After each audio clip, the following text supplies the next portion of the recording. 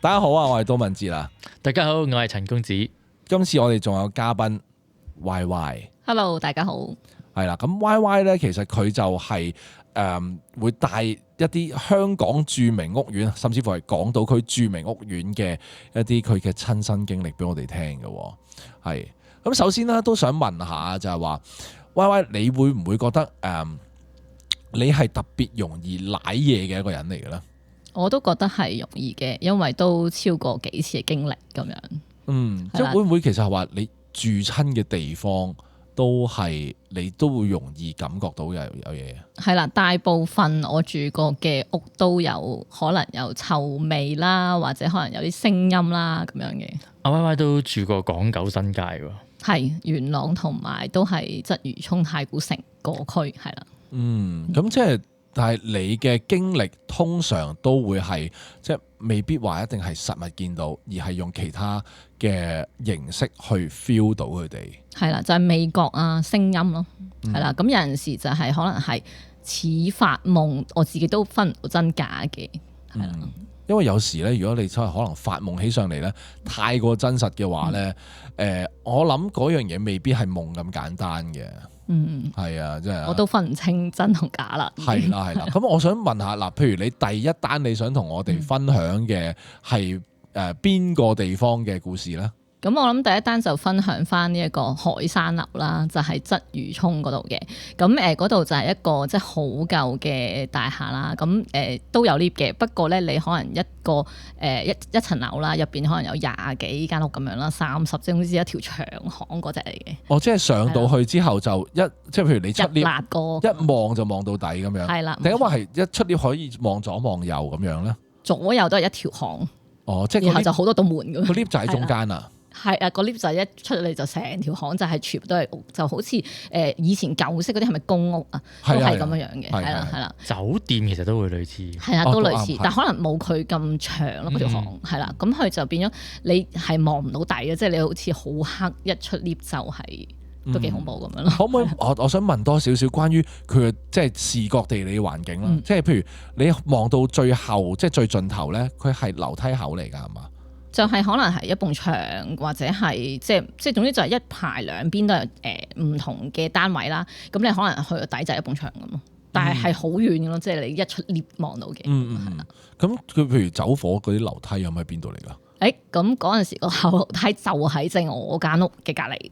哦，OK，睇嚟個故事又開始咯。係啦，所以其實你係當時係住喺嗰度嘅。係啦，我係即係租嗰間屋嘅，住喺嗰度。咁因為當時咧，我就喺加拿大翻嚟，咁都仲係冇咩錢啦，咁就貪平啦。咁啊，所以就喺嗰度揾一個單位，係啦。咁個單位咧就係你一打開個門，其實佢就係一條好長嘅巷嘅。咁點解會有條長巷？就係因為隔離就係你頭先所講嘅走火樓梯，係啦。咁佢就喺正隔離，所以變咗佢隔離嗰個位就一定要間條巷，我先可以入到嗰間屋咯。係啦，咁所以一打開就係條巷啦。咁啊，當時我就冇諗咁多嘅，咁然後就覺得你都平啦，咁啊租咗啦。咁所以嗰條巷入去咧就會係個廳啦。係啦，咁廳就再有可能眼鏡房咁樣2個咁樣。係啦，咁租咗之後咧，咁其實我就叫我朋友上嚟幫手油油啦，咁都好慳㗎嘛嗰陣時。咁啊之後即係油緊嘅時候咧，我個 friend 就話佢係油緊條巷，突然之間佢同我講：喂，你過嚟啊！咁樣之後咁我咩事啊？咁其實佢就話嗰個一開門嗰個位咧，佢就覺得有污糟嘢。咁我已經係即係打晒冷震啦，即係起晒雞皮咁樣。咁然後咧嗰度係一個電箱嘅。咁嗰陣時咁我就行埋去啦。咁真係行到嗰個位係真係起晒雞皮，但我唔知係因為我個 friend 營造到個氣氛咁樣樣定係點啦。咁我就當時就梗係即係話佢，哎呀，我都未搬入嚟，你已經話有污糟嘢，咁我就冇理佢啦。咁啊，於是者油完油咁我搬入去啦。咁去到嗰度咧就住咗，我都唔記得係幾時嘅。咁但係就過一排咁樣啦。咁我就每晚大概即係可能係11至12點呢啲時間咧，就開始聞到臭味。喺嗰個位定係就喺個廳嗰度，係啦。就喺廳咧，佢嗰度其實同廚房係有埲牆嘅，即係假設我而家坐喺度啦，就係隔離呢度可能有埲牆，咁佢就會有啲味好臭咁喺度滲出嚟咯。係咪鞋櫃咧？冇，係牆嚟嘅，即係冇鞋櫃嘅。係啦，冇嘅，冇鞋櫃嘅。我屋企係即係咁樣一個梳化之後咧，就係嗰埲牆噶啦咁樣。我想問一問，就係廚房嗰個位置咧，有冇窗嘅？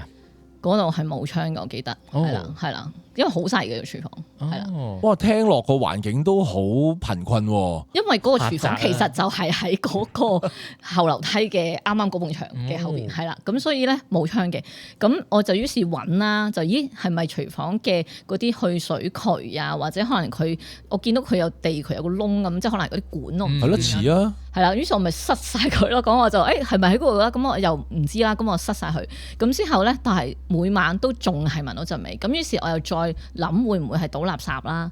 咁但係又冇窗噶嘛，咁我又唔知佢俾度滲出嚟啦，咁之後倒垃圾又應該又唔係，咁之後就住咗幾個月都係咁，每一晚11點，咁佢就係咁樣有陣臭味，咁我咪唯有擺多啲香薰啦，咁因為你都簽咗1年死約咁樣噶嘛，咁所以我就繼續住啦咁樣，咁我個人又好似係咪叫傻啊？我唔知，我就繼續住係啦，咁但係我都仍然係晚晚聞到臭味。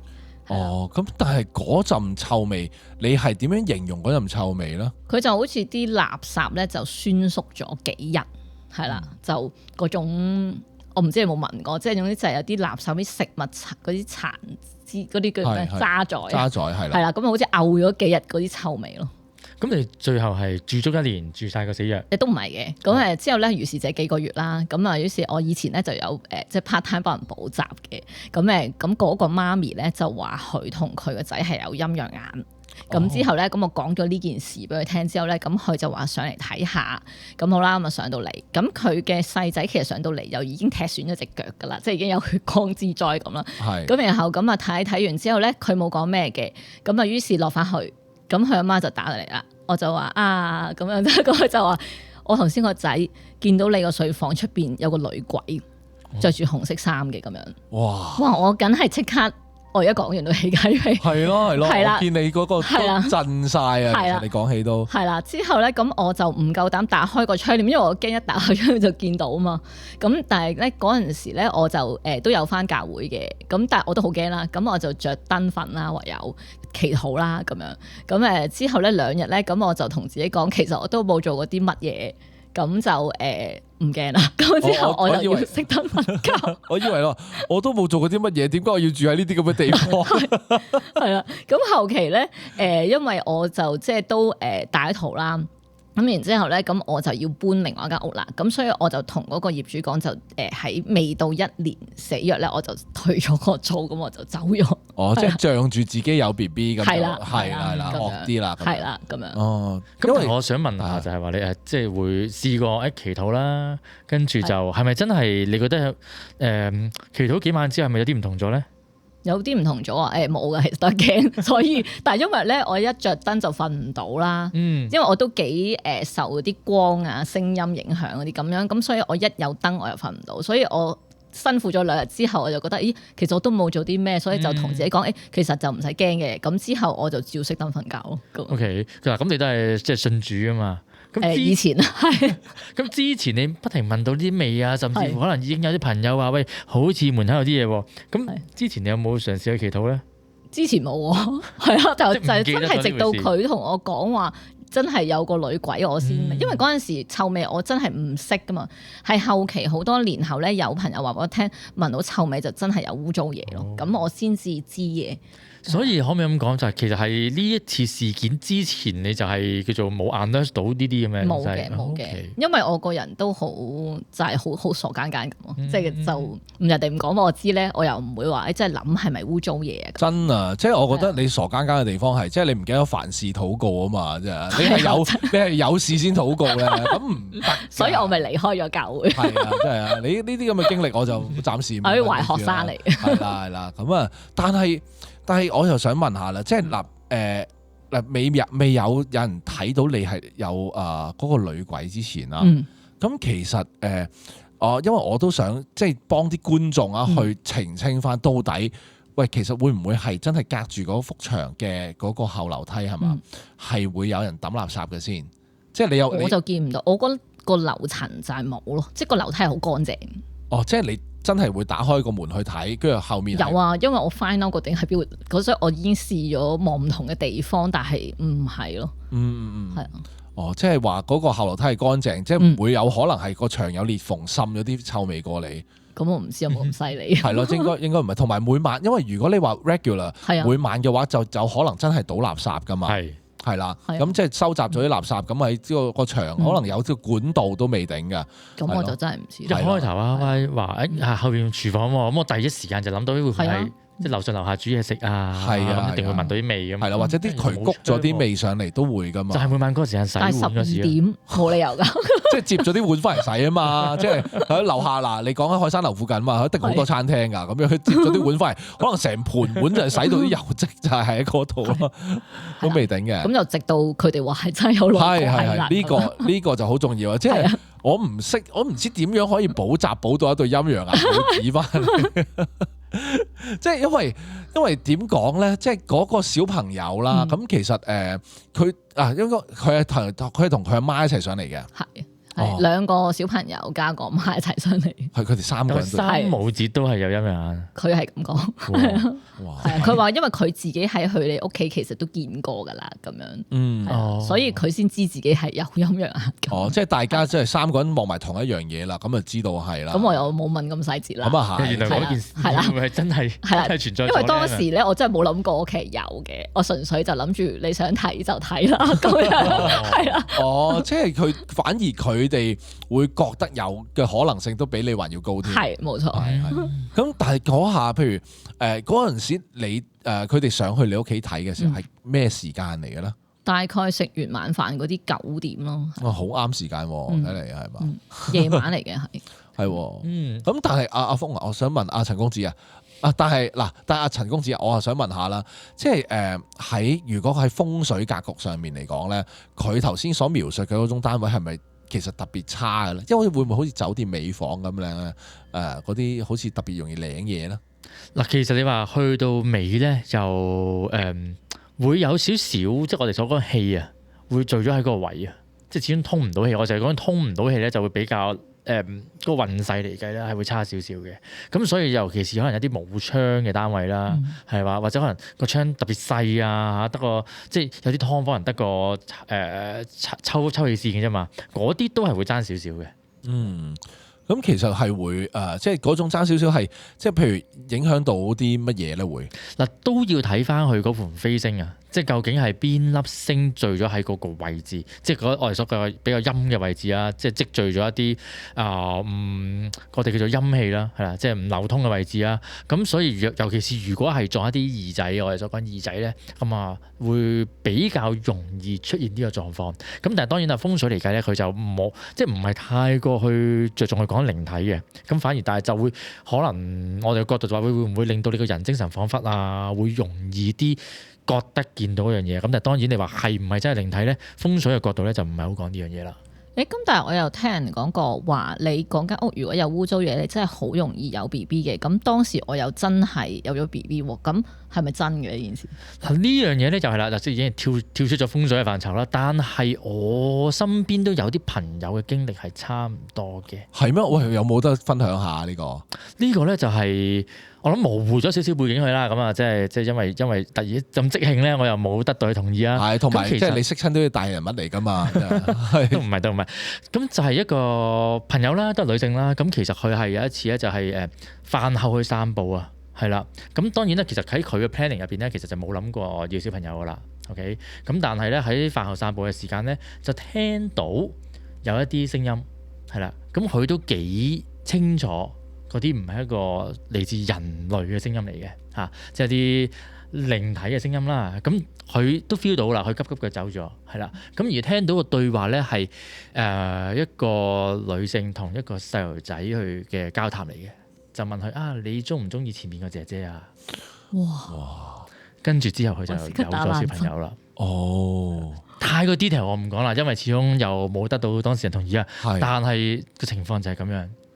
但係即係佢你話佢係聽到一啲知道唔係人嘅對話，係啦。即係佢覺得啦，佢覺得係啦，佢覺得呢個對話唔係人嚟，佢都冇望翻轉頭嗰啲啦，即係佢可能佢 feel 到啦，覺得唔係啦，咁就一個咁嘅對話，一個對答，我已經急急嘅走啦，咁但係之後就有咗小朋友啦。哦，即係我自己嘅演繹啦，我就覺得嗱，我相信呢個講法嘅，而即係另一方面嚟睇就係點解會佢知道唔係人啊，或者好似你去到嗰個位置會覺得毛管戙啊咁樣，其實我會認為係。即係人係一定有直覺㗎，嗯亦都有呢啲感官㗎。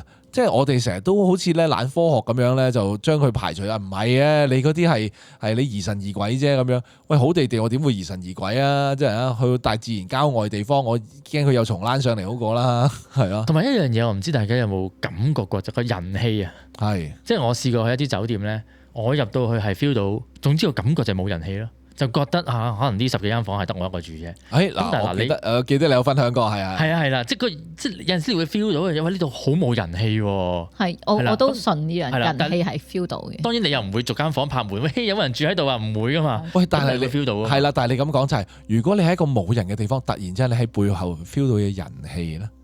嗱，因為真係會有噶嘛，即係譬如可能唔好話有人靠近，你會 feel 到好似，因為可能空氣嘅流動或者背脊嗰啲聲啦，個回音啊有少少唔同啦。咁但係其實有時真係冇人咧，你 feel 到好似有後面有個人埋嚟咧。我覺得係會嘅，因為我都講過我係讀犯罪學噶嘛。咁其實冇啊，有時觀眾唔知啊。我而家講啦，係啦。哇！我真係代表觀眾話聲，哇！原來你讀犯罪學。咁你有陣時即係可能有啲兇案嘅時候，你可能有個賊或者咩匿埋咗，其實你真係會 feel 到好似有人喺你個屋，或者係好似有人望住你咯。係啦，咁所以人氣係真係 feel 到嘅。係啦。因為我覺得呢種嘅感知唔單止係人咯，總之係一個意識體咯，我稱之為，係啦，即係有嘢望緊你，係啦，成日話好似有啲寒寒地，好似有人監視住我，即係我相信好多朋友都會曾經有過呢種感覺。係啊，即係當你有呢個感覺嘅時候，其實你都某程度需要相信自己嘅直覺。譬如可能嗱，假設啦嚇，假設咋係啦，你去一個叫做後樓梯咁，即係夜晚你去後樓梯度吸煙咁樣，因為你住嘅屋企唔俾人食煙啦。咁然之後咧，你吸下煙咧，覺得哇，好似有啲即係硬係迎住疑神疑鬼嘅時候咧，咁你好嗱臨吸完支好翻去啦，係啦，因為管理員就可能上嚟。係啊，雖然冇控煙板啫，咁但係真係有可能其實係有啲虛空過往經過都未定嘅。而因為冇人氣嘅關係咧，咁佢哋就即係如果佢又發現到你又發現到佢嘅時候，咁佢咪可能同你玩一陣先咯，係啊，都未定噶。咁但係譬如咁我又想問下個後續啦。咁上次你海山樓嗰度咧，咁其實你係咪一搬走咗之後就冇事咧？唔係嘅，我又去咗另外一個鰂魚涌嘅大廈，我又遇到另外一單嘢嘅，係啦，即係附近嚟嘅。係啦，都係算係咯，都係鰂魚涌係咯，咁樣。但係嗰陣時係阿 BB 出咗世未啊？嗰陣時就喺嗰間屋出世咯，係啦。哦，咁係乜嘢事情嚟嘅咧？咁嗰個就係咪開特名嘅個大廈都？你話事咯，係咯，龍景大廈啦，係咯。咁嗰個位置咧，其實就係而家即係嘉諾撒小學嘅對面嘅咁樣。咁當時咧，咁我住喺嗰度啦。咁開頭都冇咩嘅，咁後期住下咧，就又係都係11點到12點嘅時間咧。咁我就會每晚都聽到琴聲啦。咁開頭我又係好正路咁諗，咦，哇，邊個咁夜彈琴啊？有冇搞錯啊？咁佢嗰個琴聲就係晚晚都係同一首歌，差唔多去到尾佢就會由頭再彈歌，係啦。但係佢唔係初學者嚟喎，即係佢都叫做彈得 OK 嘅，即係唔係嗰啲係啦牧童笛嘅 Titanic，但係佢係真係彈得 OK 喎。咁但係佢又唔知點解永遠都彈唔完。佢就會翻轉頭再彈歌，咁於是我當然就好正常咁啊投訴啦咁樣，咁我都投訴過好多次㗎啦，咁即係投訴佢太夜彈琴，係啦，咁然之後咧，咁我就看間就周圍揾啦，佢知道邊間屋係有琴聲，佢話其實我樓上咧，即係我嘅房嘅上面咧係有琴嘅，咁佢都亦企咗喺出邊有聽過，亦都開門，即係應該話敲門問過，咁佢話佢真係冇。係啦，亦都聽唔到琴聲，咁到最後幾個月，其實我都係揾唔到究竟有琴聲俾你。咁但係你喺嗰個時候係每晚好固定嘅時間，又唔係每晚，不過都係嗰個時間，只要佢有就係嗰個時間，係啦。大概係都係11至12點夜晚嗰啲時間。維持幾耐咧？大概可能係3-4個字咯，係啦。都幾耐㗎？都幾耐㗎，係啊。係咯。後尾我好似慣咗咁樣，咁但等佢彈，因為我都真係揾唔到喺邊度嚟，係啦咁樣，咁即係總之投訴咗無數次。係一個咩旋律㗎？即係柔和啊。好似啲 classic 嘅歌嚟嘅，即係一般人哋學琴嘅歌，係啊。因為我初頭都諗，咁如果係初學者，佢可能就係彈完覺得唔好，呢個係裝彈歌，但係佢又唔係彈得差嘅。係啊，後尾我諗伴住你瞓覺噶咯喎。冇咯，後尾我都唔記得，我可能都記得慣咗之後就繼續瞓覺。哦，係咯即係，但係佢個琴聲係都繼續喺度，咁你冇去處理佢，然之後就處理唔到啊，處理唔到咁。係啊，因為我又係冇諗過佢係會唔會係靈異啊，定係咩？咁我就由你講到佢。話樓上咁啊，真係好近咯。其實啲琴聲真係好大聲。總之啲琴聲喺我個房度咯，我都聽唔到個方向。總言之，佢就喺我個房度係咁彈。有少少似我之前分享過，係可唔可以節目分享過咧？你講嚟聽下咯。喺個書房嗰度有可能冇人睇過咧嗰集，你有分享過冇人睇過咪得咯？即係喺書房度聽到有人好嘈啊嘛，跟住係我講晒粗口，跟住先發覺原來我隔離係冇單位嘅。哦，係啦，哇啱啱係嗰啲聲係咪？我聽到嘅，有聽到嘅，有聽到嘅係嘛？大家都聽到嘅。咁我隔離都真係冇單位嘅，真係因為我係間房嘅前邊同前面係窗啦，隔離呢度係牆，隔離係冇單位，左邊係我另外一間房嘅。哦，係啦。咁所以就應該係唔會，唔係樓上就係樓下，唔係樓上就係樓下。係啦。其實又真係唔係。調翻轉冇人投訴過你啊嘛？冇。即係因為有可能其實根本嗰個琴聲係嚟自你間房喎。哇！我真係唔知咯咁。因為你聽得最清楚噶嘛，係咯，係好清楚，即係唔係嗰啲隔住牆嘅聲咁樣。咁你嗰度住咗幾多年咧？嗰度大概好似住咗2年度，差唔多。到你走嘅時候，嗰個琴聲都依然會久唔久出現。係啊，都係久唔久出現。係啊，即係都係同一首歌。都係同一首歌，我冇聽過另外一首歌。可能會唔會其實佢係冇講大話，即係冇彈琴，但係播緊係樂咧？但係如果咁看間門口應該聽到嘅喎，因為都咁我話樓下都聽到嘅時候，我有一個清楚。容許我有一個大膽嘅想法，你樓上個門鐘嚟嘅。即係只要有人撳佢門鐘，冇理由撳3-4個字噶嘛。佢一個門鐘就係響足3-4個字。嗱，你話啊嘛，首歌未彈完就再嚟過啊嘛，就因為喂仲未出嚟嘅，再撳多次門鐘。咁你可以講係鬧鐘咁啦。喂，攞嚟翻嘢嘅，係啦，係呢類嘢啦，唔出奇嘅，即係嗱，因為咧，我覺得每事每物咧，唔係話一定喺靈異方向啊嘛，因為橫掂都完全都冇解釋啦，真係。我真係當佢係冇啊，慢慢真係當係啦，有人陪你瞓覺。係咯，即係你有聽過，有冇其他人有聽過呢個聲？冇，因為嗰陣時係我自己住嘅，好似嗰陣時都未有工人，係啦。咁小朋友咯。咁我點問佢啊？啱啱出世，但係小朋友冇異樣啊嘛，即係唔會話突然之間夜晚晚喊啊嗰啲。咁我又唔會諗佢係咪見到靈異嘢噶嘛，即係我當佢正常喊啊啫。即係都係餵奶嗰啲咁樣。係咯，所以我就冇諗過。咁都叫做係咯，都叫母子平安啦。最緊要呢樣嘢啦，係啦。咁但係譬如你喺嗰度搬走咗之後啦，咁。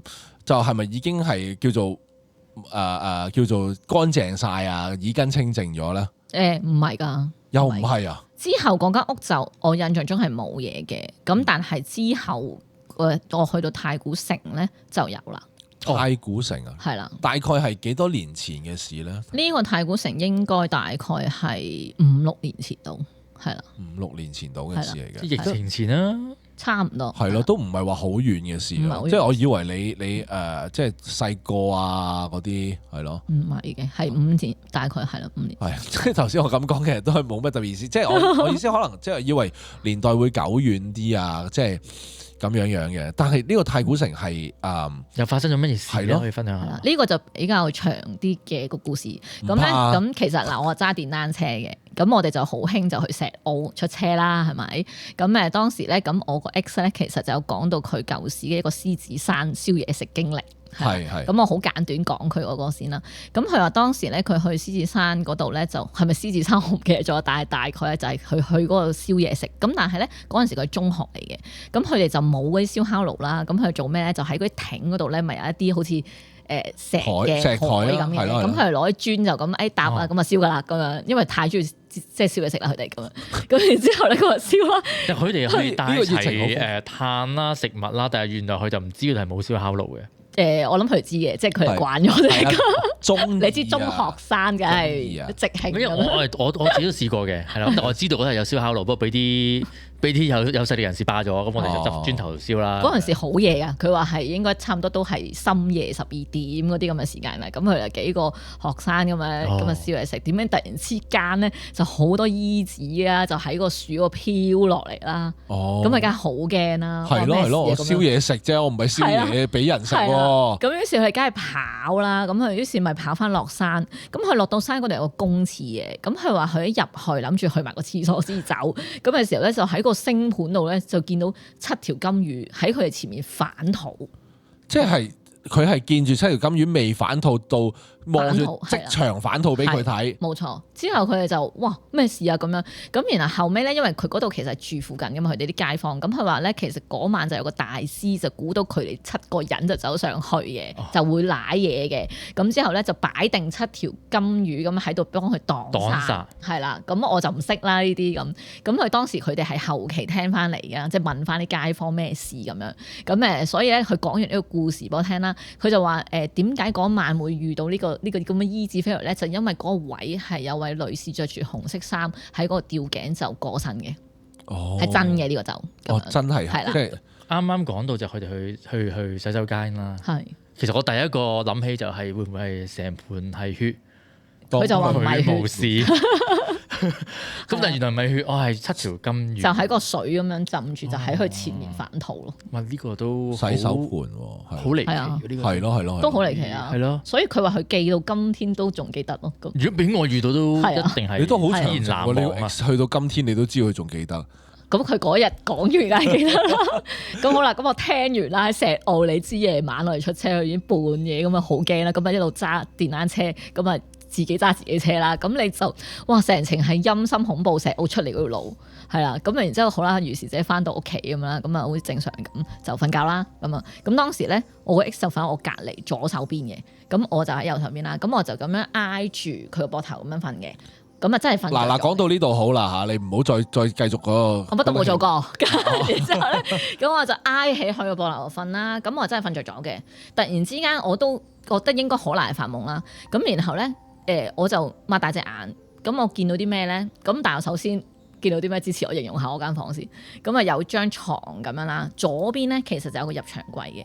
咁咧佢嗰個冷氣機咧其實就喺左邊嘅牆嘅上邊啦。咁但係因為裝咗個入牆櫃啊嘛，咁變咗你夏天開冷氣嘅時候，你咪要打開嗰個門，令到嗰個冷氣可以吹出嚟咯。咁但係嗰度咪有個窿咯，因為佢有個厚度啊嘛。係啦，咁當時就係夏天嚟嘅，咁我就開咗個門啦，咁如是咁樣瞓啦。即係佢你一打開嘅時候係成個由地下去到個冷氣機，冷氣機你一定擺得高啲㗎啦。就喺上邊個牆嗰度。係啦，即係嗰度成道櫃門要打開佢啦。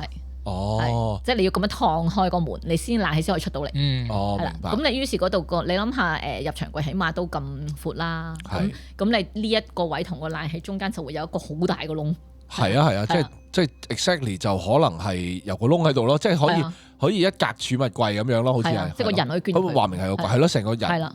如果你同你 ex 係兩個一齊匿喺裡面都得噶嘛，應該。未必得，但係你如果一個人你就可以捲身咁樣踎咗，即係咁樣捲一個咯，係啦。OK，明白，可以直立。一個冷氣機咁嘅位咯。係直立企喺度都得嘅。唔得，係即係佢因為下邊係衣櫃嚟噶嘛，上邊咪有個窿咯。我明白，即係你可以即係好似去到一個窗台咁上下高度。都有一個人咁高嘅，你想象下你屋企嗰個門，即係衣櫃嘅門，咁佢就喺上邊有個窿。哦，明白，係啦，即係總之上面嗰個位就你可以踎個人，捲個人搞喺嗰度。嗰個 size 係啦。OK，好。咁啊，於是咧，咁我就咁樣瞓啦，係咪？咁又突然之間擘大隻眼，之後咧個窿就有一個着住紅色衫嘅女鬼啦。好肯定係女鬼一個樣，咁然之後咧，佢係咁樣喺個窿度咁樣爬出嚟，然後嗰隻眼咧係瞪到好大，即係你見到佢個眼白啦，好大咁望住我啦。之後佢係有條脷係尖嘅，然後喺度發嚟發去啦。之後佢係咁樣，即係咁樣向喺上面咁樣望住你，我都哇！我真係嗰下我係人生第一次見到咁清楚一個我好肯定係女鬼嘅樣咯，然之後我係喐唔到啦，真係好驚到喐唔到，然後我係突然之間好似醒咗咁咧，我 exactly 嗰個動作就係我頭先我唔知係咪叫發夢啦，嗰個動作嚟噶。即係但係佢就已經冇瞓覺嗰個動作。係啊，係 exactly 係都係嗰間房，都係嗰個位，只不過係佢唔見咗。係啊，咁然後我就驚咗足足3個月咯。我都唔夠膽望個窿，因為真係太憎啦，真係好憎佢個樣。你有冇嘗試可能做喺個窿，可能擺其他嘢？唔得，因為個冷氣要推出嚟。嗱，首先我呢個時候咧，我要照顧翻一啲冇開畫面嘅觀眾先啦。頭先咧，阿 Y Y 所講嘅咁樣咧，即係其實咧係會有一個，即係因為我都想清楚啲咁去了解下，就係嗰個女鬼嘅姿勢，佢唔係踎咗喺度噶嘛，因為個窿係要咁捲住噶嘛，咁係咪咯好似喺個窿，好似嗰個係咪嗰套貞子？我冇睇過貞子嘅，佢好似有個上半身趴咗喺個窿嗰度，趴咗喺，隻手就撳住個邊，係啦，就準備爬出嚟，準備個頭就伸出嚟，之後佢條脷就係個上半身就向前傾，係啦，咁向我咁樣，即係隻眼就瞪大望住我，骨住我，係條脷就伸向你嗰度，喺度發咯。咁跟住之後，你同佢個距離最近去到幾近咧？大概咧就係可能係一隻手伸長少少嘅啫。哦，即係其實佢係喺你嘅上高，你嘅上方，大概你如果伸隻手45度角咁樣，你伸隻手中佢一拳，你 suppose 係可以中到佢嘅。未必爭少少。哦，爭少少，佢就係啱啱喺你邊長都莫及嘅位置。係啊，就總之你一伸長隻手，可能你個人再趌起，你就真係掂到佢條脷啦咁樣。係啦，但係佢係真係向下咁樣向我咁樣壓過，即係咁伸過嚟，真係好恐怖。係好恐怖嘅，好恐怖嘅。係啊，即係我每一次講呢個故事咧，我都好記得佢嗰個樣，同埋我都真係好似而家咁樣。係啊，我而家望緊你。我啲 friend 聽完咧，嗰晚翻屋企都驚咯。我都哇好驚！你咩都你講得清楚啲，我幾驚話都會見到，真係精緻咁樣，係咯，真係好似精緻咁樣。係啊，即係仲要頭髮長長咁樣，一個傳一個啊。係啊，一個傳一個。即係我講完啲故事俾你聽咧，今晚你係啲以前嗰啲咩信係嘛？係啊，信嗰啲連鎖信啊嘛，嗰啲係啊。即係頭先講起咧，就話喺獅子山上邊咧，佢哋先係識有溪錢啊嘛。係啊，其實都有一個經歷咧，其實就好平淡嘅，咁但係都幾怪異嘅氣氛就係咩咧？咁就係有一次我去酒店啦，香港嘅酒店啦，咁就係住人嗰啲啊嘛，正常嗰啲。係啦，正常係啦。咁啊，係入到去咧，成地溪錢喺酒店大堂。唔係，係時鐘酒店嚟嘅。喺房度。係啦。唔怪唔隱晦啦，香港嘅酒店。喺條巷啊，喺條巷嗰度。係即係咁，你入到去啦，就係咁噶啦，為一條好長嘅走廊啊，兩邊有房啦。係地下全地下都係溪錢。同埋我係 feel 到就係嗰樣啦，係 feel 到成個單位啦，通常佢可能係一個大單位，再間10幾間房咁樣啦，或者可能有啲間到20-30間房啦。你 feel 到成個 area 係冇人嘅。哦，即係連收錢嗰個人都唔喺度嘅。應該收錢唔係呢層嘅，應該係啦，即係你 feel 到係哇好靜，完全冇人氣，跟住入到去成地溪錢。咁你仲有冇入去？有都有嘅。第二朝早起身翻走咯，得意喎！我第二朝起身走咧又冇晒喎。咁可能掃咗啦，可能係咯，有清潔劑。但係就即係嗰次就個氣氛好詭異啦，就冇發生任何事。你都幾大膽噶喎！佢大膽，即係大佬。我覺得佢未必。即係我咁估計啦，唔知係咪色膽包天啦？唔得閒諗住。老實講，你唔講時鐘酒店冇問題㗎，你就咁講俾我聽酒店咁，可能你話好攰要休息咪休息咯。問到嗰啲就話咩個大堂啊 lobby 咁樣，冇大堂冇 lobby。唔係嘅，咁嗱，我就覺得有可能咧，即係嗱，當然你可能會揾翻相關嗰日子嘅新聞，睇下會唔會有啲咩奇怪案件喺附近發生咗啦。咁當然啦，而家揾啊，真係見唔翻㗎啦。即係嗰下唔當佢會唔會係初一15拜神啊？咁但係正常就拜神唔會用溪錢嘅嚇。係啊。咁但係咪當佢係咁咯？係咯，因為就算你話即係通常呢啲情況一定係同啲陰靈有關係㗎啦，一定唔係神明唔用溪錢啦。我哋話齋係咯。咁同埋你嗰陣時係都好後生啦，定係講書嗰時仲？哦，係咯，一定係細個噶啦，唔會係呢幾年嘅事嚟噶嘛。而家佢係會有 lobby 嘅。而家係咁啊，係而家你嘅身份地位點會冇 lobby 啫？好啦，咁呢集都差唔多係咪？講咗好耐我哋都。喂，但係嗱，阿陳公子，我想問你一樣嘢。喂，頭先咧爭少少啫，我代觀眾問啦，就當係頭先咧，你好醒目喎。頭先佢一講金魚嗰度咧，你已經知道擋煞喎，係唔係有啲咩嘅講法咧？其實呢樣嘢就自古都係呢個講法㗎啦。咁甚至乎你話重陽節，如果大家記得登高個古仔，咁其實都係去屋企嗰啲家畜啊，係死晒㗎嘛。咁其實都係一個咁樣嘅，我哋一個咁樣嘅傳統習俗上啦，都有一個咁樣嘅想法咯。